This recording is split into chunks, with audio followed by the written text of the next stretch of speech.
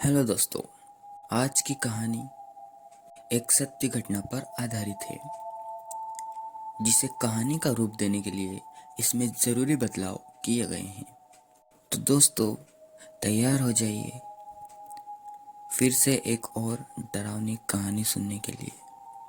Hello friends, welcome to DD के दिल दहला देने वाली कहानियाँ। बात बहुत ही पुरानी है।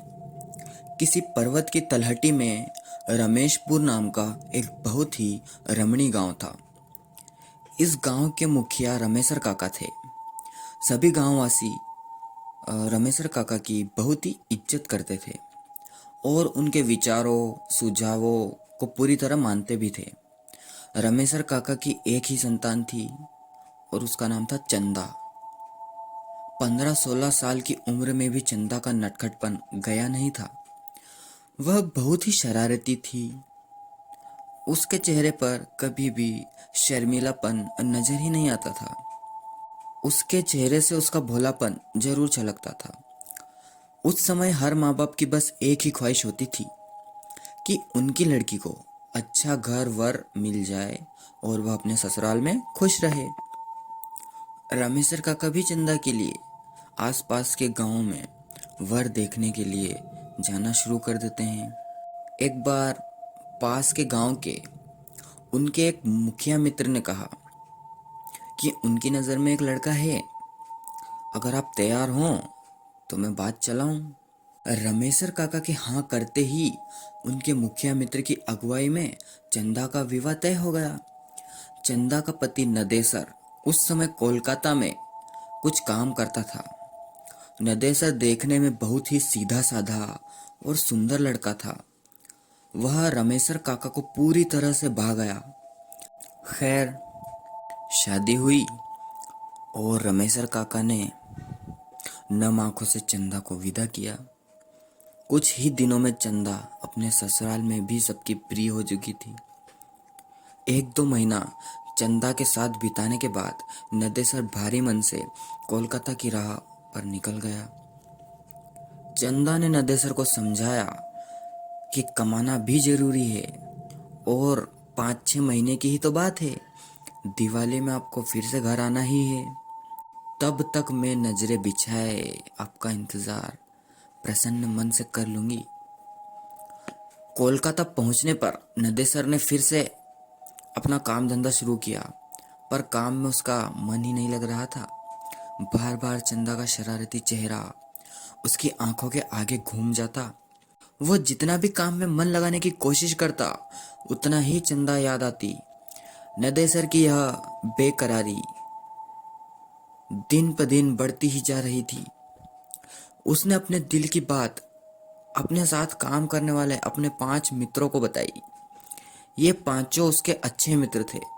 नदेसर दिन रात अपने 5 दोस्तों को चंदा की खूबसूरती और उसके शरारतीपन का बखान करता था। पांचों मित्र चंदा के बारे में सुन सुनकर उसकी खूबसूरती की एक छवि अपने अपने मन में बना लिए थे और अब बार बार नदेसर से कहते कि भाभी से कब मिलवा रहे हो। नदेसर कहता कि मैं तो खुद ही उससे मिलने के लिए बेकरार हूं, पर समझ ही नहीं आ रहा कि कैसे मिलूं। खैर, अब नदेसर के पांचों दोस्त के दिमाग में जो एक भयानक घिनौनी खिचड़ी पकनी शुरू हो गई थी, उससे नदेसर पूरी तरह अनजान था। उसके पांचों दोस्तों ने एक दिन नदेसर से कहा कि यार, भाभी को यहीं ले आओ, कुछ दिन रहेगी, कोलकाता भी घूम लेगी तो उनको भी बहुत अच्छा लगेगा और फिर 1-2 हफ्ते में उसे वापस छोड़ आना। पर नदेसर अपने बूढ़े माँ बाप को याद कहकर कहता, नहीं यार, मैं ऐसा नहीं कर सकता। मेरी अम्मा और बाबा की देखभाल के लिए गांव में चंदा के अलावा और कोई नहीं है। कुछ दिन और बीते, पर ये बीतते दिन नदेसर की बेकरारी को और बढ़ाते जा रहे थे। अब तो नदेसर का काम में एकदम से मन नहीं लग रहा था और उसे बस गांव ही दिखाई दे रहा था। एक दिन रात को नदेसर के पांचों दोस्तों ने नदेसर से कहा कि चलो हम लोग तुम्हारे गांव चलते हैं।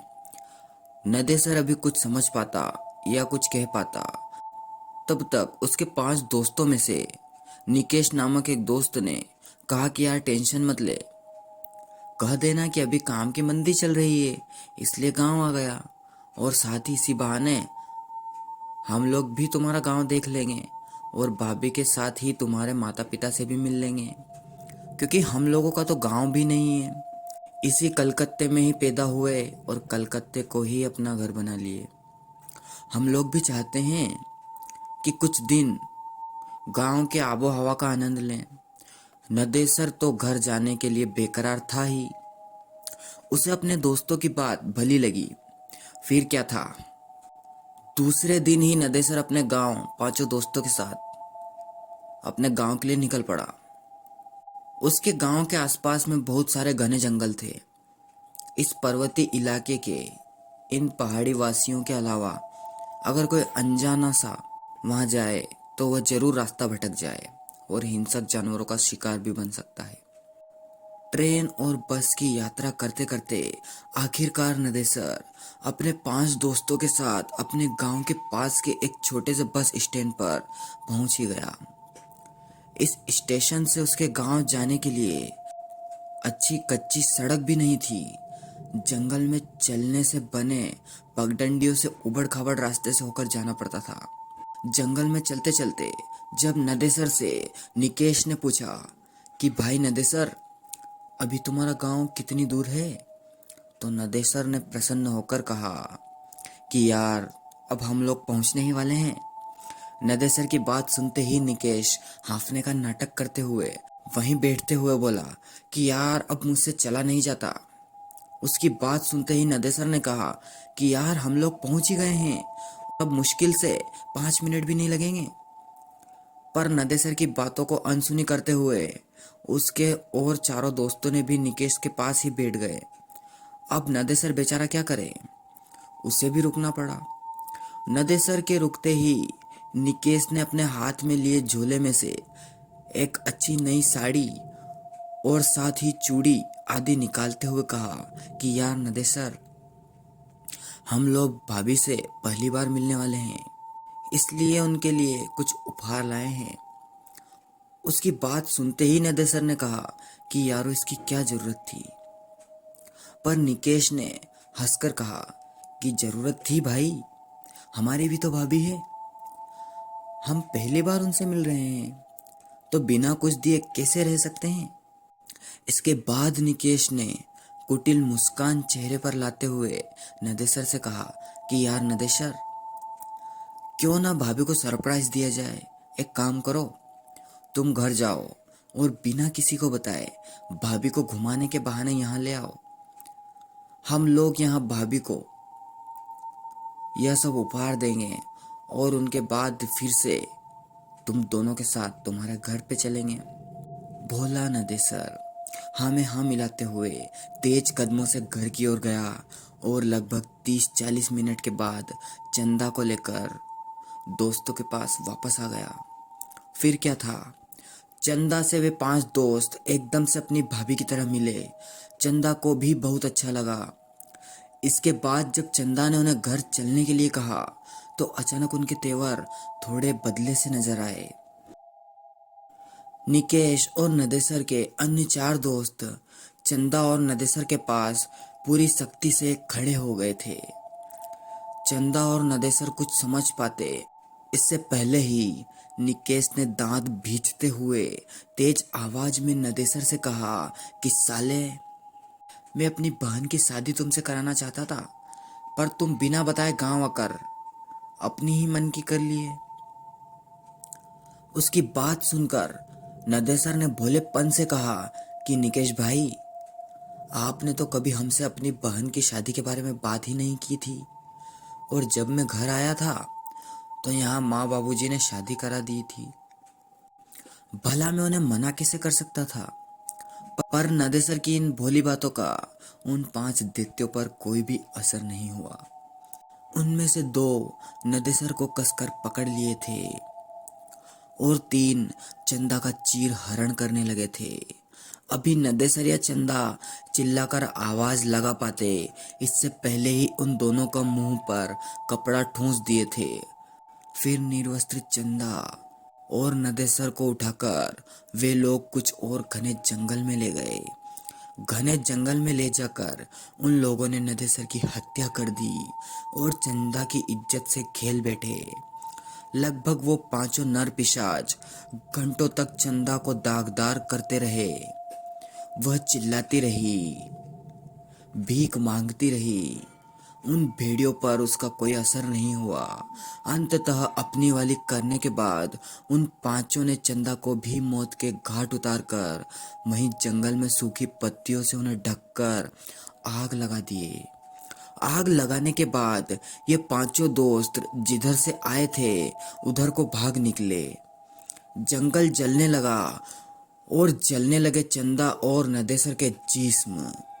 सब कुछ स्वाहा हो गया। इस आग से आसपास के गांव वालों को कुछ भी लेना देना नहीं था, क्योंकि जंगल में आग लगना कोई बहुत बड़ी बात नहीं थी। कोई भी कभी भी अपनी लठंगी में जंगल में आग लगा दिया करता था। धीरे धीरे समय बीतने लगा। रात तक जब चंदा और नदेसर घर नहीं आए तो नदेसर के पिताजी ने नदेसर के आने और चंदा को लेकर जाने की बात अपने पड़ोसियों को बताई। उसी रात को नदेसर और उसके कुछ पड़ोसी मशाल लेकर चंदा और नदेसर को खोजने निकल पड़े। काफी खोजबीन के बाद भी इन दोनों का पता नहीं चला। दूसरे दिन सुबह पुलिस में खबर दी, पर पुलिस भी क्या करती। थोड़ा बहुत छानबीन की, पर उन दोनों का कोई भी पता नहीं चला। अब नदेसर के माँ बाप और गांव वालों को लगने लगा था कि नदेसर अपनी बहुरिया को लेकर बिना बताए कोलकाता चला गया।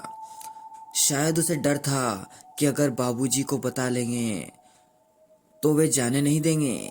आखिर कोलकाता में नदेसर कहाँ रहता है, क्या करता है, इन सब बातों के बारे में भी नदेसर के माता पिता और गांव वालों को बहुत कम ही बात पता थी। धीरे धीरे करके 8-9 महीने बीत गए। अब नदेसर के माता पिता बिना नदेसर और चंदा के जीना सीख गए थे। इधर कोलकाता में एक दिन अचानक निकेश के घर पर कोहराम मच गया। हुआ यह था कि किसी ने बहुत ही बेरहमी से उसके गुप्तांग को दांतों से काट खाया था। उसके शरीर पर जगह जगह भयानक दांतों के निशान भी पड़ गए थे और वह दुनिया को विदा कर गया था। पुलिस के पूछताछ में उसके घर वालों ने बताया कि पिछले 1 महीने से निकेश का किसी लड़की के साथ चक्कर था। वो दोनों बराबर एक दूसरे से मिलते थे, पर लड़की कौन थी, कैसी थी, किसी ने देखा ही नहीं था। पर इसी दौरान पुलिस को निकेश की बहन से एक अजीब व डरावनी बात पता चली। निकेश की बहन ने बताया कि एक दिन जब निकेश घर से निकला तो वह भी पीछे पीछे ही होली थी।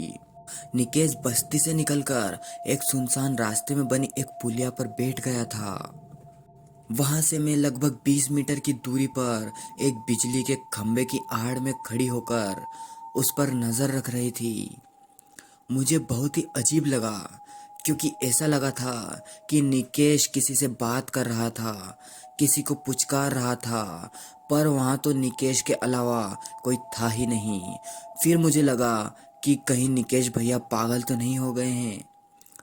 अभी मैं यही सोच ही रही थी कि तभी एक भयानक काली छाया मेरे पास आकर खड़ी हो गई। वह छाया बहुत ही भयानक थी। पर छाया तो थी, पर छाया किसकी है यह समझ में नहीं आ रहा था। मैं पूरी तरह से डर गई थी। फिर अचानक वह छाया अट्टहास करने लगी और चिल्लाई, अब तेरा भाई नहीं बचेगा। नोचा था ना मुझे, मैं भी उसे नोच नोच कर खाऊंगी। और हाँ, एक बात तू याद रख, अगर यह बात किसी को भी बताई तो मैं तेरे पूरे घर को बर्बाद कर दूंगी।